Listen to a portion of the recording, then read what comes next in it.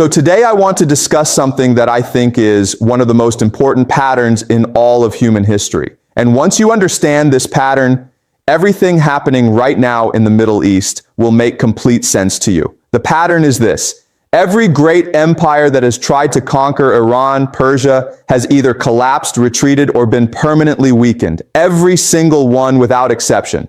And I want to argue today using game theory and structural history that America is next. So let's begin. Let's go back and look at history carefully because history does not repeat itself exactly. But as Mark Twain said, it rhymes. And in the case of Iran, it rhymes very, very loudly. First, Alexander the Great. Everyone knows Alexander. He conquered Egypt, Mesopotamia, and Persia, which is today Iran. And people say, wait a minute, didn't Alexander actually win? Didn't he conquer Persia? Yes, he technically conquered Persia. But what happened next? He died at 32 years old. His empire immediately collapsed. His generals fought each other. The Macedonian Empire was finished. And in its place, who rose to power? The Parthians, Iranians, who then controlled the Middle East for the next 500 years. So the lesson here is simple. You can temporarily defeat Iran, but Iran defeats you in the long run. Second, the Roman Empire. The Romans were the greatest military power of the ancient world. Nobody came close. And the Romans fought the Parthians, the Iranians, for over 300 years. Julius Caesar planned to invade Persia, but was assassinated before he could. Emperor Crassus invaded and was destroyed at the Battle of Carrhae in 53 BCE, one of Rome's greatest military defeats. Emperor Trajan invaded and technically won, but immediately had to retreat because of uprisings everywhere. Emperor Julian invaded in 363 CE and died in battle. 300 years of war, and what happened to Rome? Rome fell, while Iran, the Sasanian Persian Empire, was still standing. Third, the Arab Caliphate. People often forget this, but the Arabs did conquer Iran in the 7th century CE. Yet what happened? Iran absorbed the Arab conquerors. The Persians converted to Islam, yes, but they transformed Islam into something distinctly Persian. They gave the world Persian art, poetry, philosophy, and science. Within a few centuries, Iranian dynasties like the Buyids, the Samanids, and the Safavids were ruling again. Iran was never truly conquered. It absorbed its conquerors and made them Iranian. Fourth, the Mongols. This is perhaps the most dramatic example. The Mongols in the 13th century were the most destructive military force in human history. They destroyed Baghdad, wiped out cities across Central Asia, and killed millions. And yes, they conquered Iran, but again, what happened? The Mongol conquerors converted to Islam, adopted Persian culture, and became Persians. The Ilkhanate, the Mongol rulers of Iran, became patrons of Persian art and literature. Iran absorbed the Mongols. Fifth, the Soviet Union. More recently, in the 20th century, the Soviet Union occupied northern Iran twice, once during World War I and once during World War II. Both times they were eventually forced to leave. In 1946, Stalin refused to withdraw Soviet troops from northern Iran. This was one of the first crises of the Cold War, and the Soviets were eventually forced out. A nuclear superpower forced out of Iran. So this is the pattern. Let me be very clear about this because I want you to understand it deeply. Iran is not just a country. It is a civilizational force. It has been continuously inhabited for over 3,000 years. It has one of the oldest continuous cultures in the world. And throughout all of history, every empire that has tried to permanently subjugate Iran has failed. The empires fell, Iran survived. Now I want to go deeper. I want to use game theory and structural analysis to explain why this pattern exists. Because this is not just luck or geography. There are specific structural reasons why Iran defeats empires. Reason 1, strategic depth. Iran is a very large country, 4 times the size of Iraq, with a population of 90 million people. It has the Zagros Mountains in the west, the Alborz Mountains in the north, deserts, and difficult terrain everywhere. Napoleon famously said, "Never march on Moscow."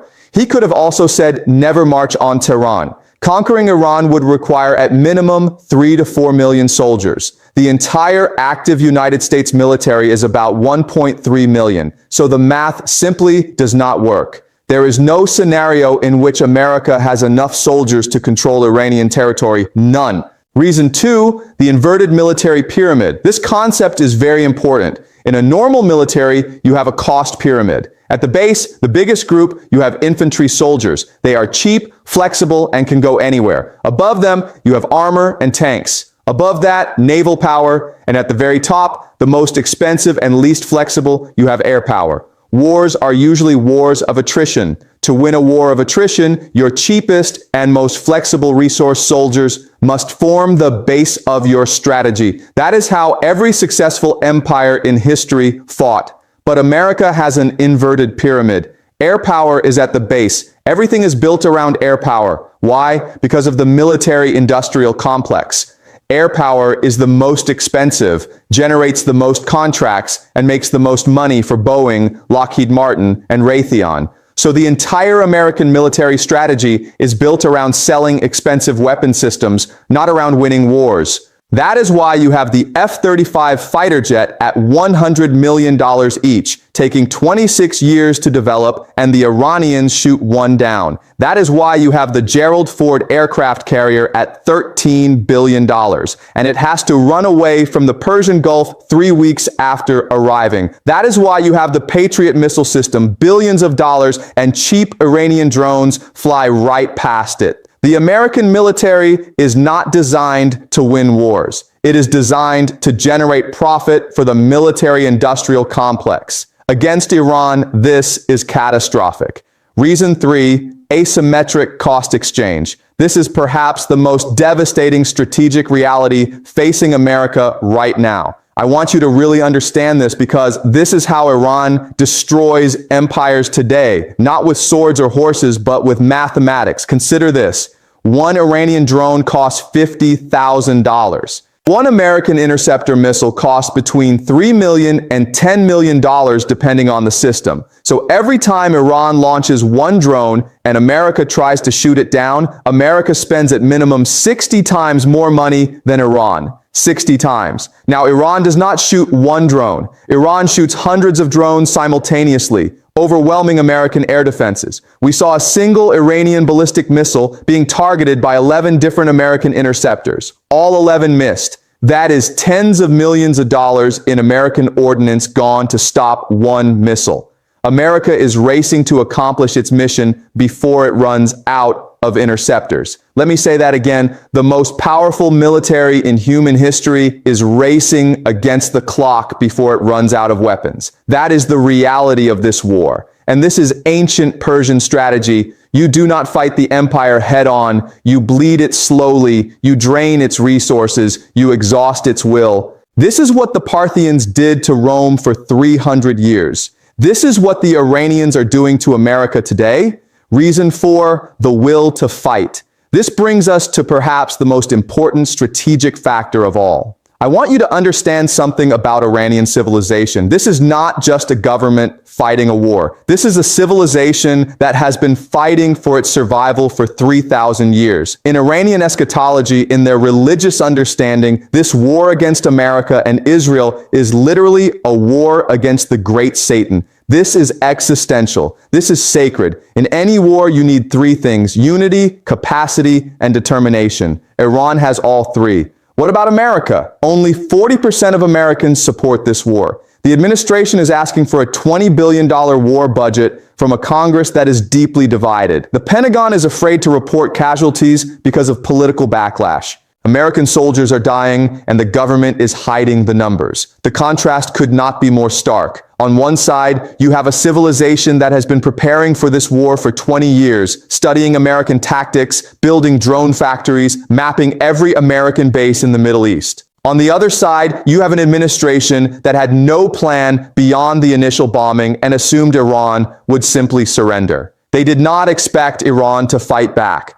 That is the level of hubris, of arrogance that we are dealing with. Now I want to discuss something very important. War is not just fought on the battlefield. War is fought across 4 dimensions: the military dimension, the economic dimension, the political dimension, and the narrative dimension. Here is the key insight. America is trying to make the political, economic, and narrative dimensions conform to its military strategy. Iran is using its military strategy to shape the political, economic, and narrative dimensions. These are completely opposite approaches, and Iran's approach is far more sophisticated. America's strategy is simple: bomb Iran into submission, force a surrender, install a friendly government, control the oil. That is the entire plan. To make this work, America needs the economy to stay stable, allies to stay loyal, and the media to stay supportive. But what is actually happening? The economy is being disrupted.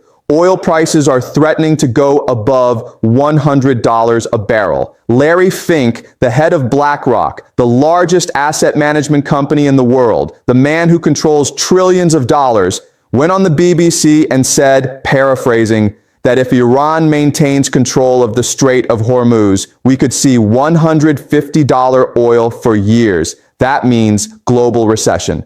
The head of the world's largest investment firm is on the BBC warning about recession because of this war. That is not a stable economy supporting military strategy. That is an economy being held hostage by Iranian military strategy. Iran's strategy is completely different. Iran's military moves are calibrated to achieve economic, political, and narrative goals simultaneously. They control the Strait of Hormuz, but strategically, Chinese ships pass freely because China is Iran's main oil buyer. Friendly nations like Qatar and Oman are accommodated. This is not random aggression. This is precise, calculated geopolitical leverage. Politically, Iran is splitting the Gulf states. Qatar and Oman are moving away from the American position. Even Saudi Arabia and the UAE, who wanted regime change in Iran, are now watching nervously as their water supplies and food imports are threatened. Narratively, Iran is winning global opinion. Large numbers of Americans are openly rooting for Iran in this war. That is extraordinary. That has never happened before in an American war, and it tells you everything about how the narrative dimension is going. Now I want to discuss something even more important. This war is not just about Iran. It is about the entire architecture of American global power. At the center of that is the petrodollar system. Here's how it works. Since 1973, almost all oil in the world has been traded in US dollars. This was agreed between America and Saudi Arabia. The Saudis would sell oil only in dollars, and America would protect the Saudi regime because everyone needs oil, everyone needs dollars. This creates permanent global demand for the US dollar, which allows America to print money, run deficits, and finance its empire. Without the petrodollar system, America cannot afford its military. Without its military, America cannot maintain its empire. Now, what is happening in this war? The Strait of Hormuz, which Iran is now effectively controlling, carries 20% of the world's oil supply. Iran is demonstrating to the world that it, not America, controls the flow of Middle Eastern oil. Every day that this continues, the credibility of the petrodollar system is weakened. The Gulf states, the linchpin of that system, are under direct threat. The GCC gets 90% of its food imports through the Strait of Hormuz. Desalination plants, which provide 60% of GCC freshwater, are vulnerable to $50,000 Iranian drones. If those plants are hit, cities of 10 million people run out of water in 2 weeks. The Gulf states are terrified. A terrified Gulf state that can no longer guarantee its own survival may no longer be willing to recycle petrodollars into American stock markets and AI data centers. If that stops, the AI bubble bursts. The American financial Ponzi scheme unravels. This is how Iran destroys empires, not by conquering them, but by making the cost of empire unsustainable, by making the financial architecture of empire collapse from within. We have precedent for this. The Soviet Union did not lose the Cold War because America defeated it militarily. It lost because the cost of maintaining empire became unsustainable. Afghanistan was part of that. Iran may be America's Afghanistan on a much larger scale. Now I want to address why America cannot adapt to this situation. You might ask, if the situation is this bad, why doesn't America change strategy, negotiate, or find an exit? The answer is that the quality of American governance has collapsed. China just completed its 15th five-year plan involving 2 years of consultation,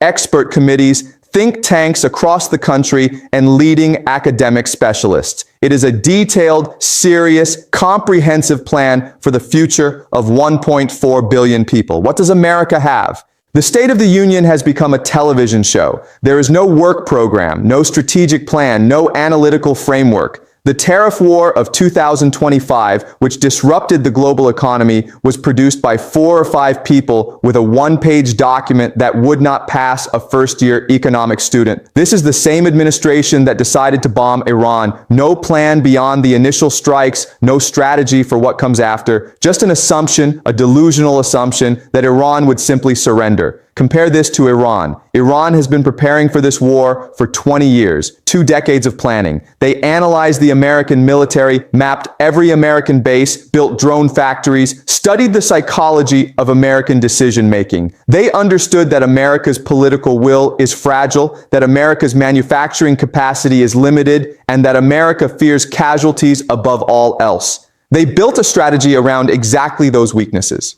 This is the difference between a civilization that has survived 3,000 years by learning from every attack and adapting, and an empire that has been dominant for 80 years and has forgotten how to think seriously about strategy. Let me now bring this all together. I want to give you my prediction, not as prophecy, but as an analytical framework based on structural history and game theory. I have made 3 predictions since 2024. First, Trump would win. That happened. Second, America would go to war with Iran. That happened. Third, America will lose this war, and this will forever change the global order. That is what I believe is happening now. Let me be precise about what I mean by lose. I do not mean that Iran will defeat America on the battlefield in a traditional sense. Iran cannot do that. America is still the most powerful military in the world. What I mean is this. America will find that the cost of continuing this war in money, political will, casualties, global reputation, and economic disruption will become unsustainable. America will be forced to retreat from the Middle East. When that happens, when the American empire retreats, 2 regional powers will remain: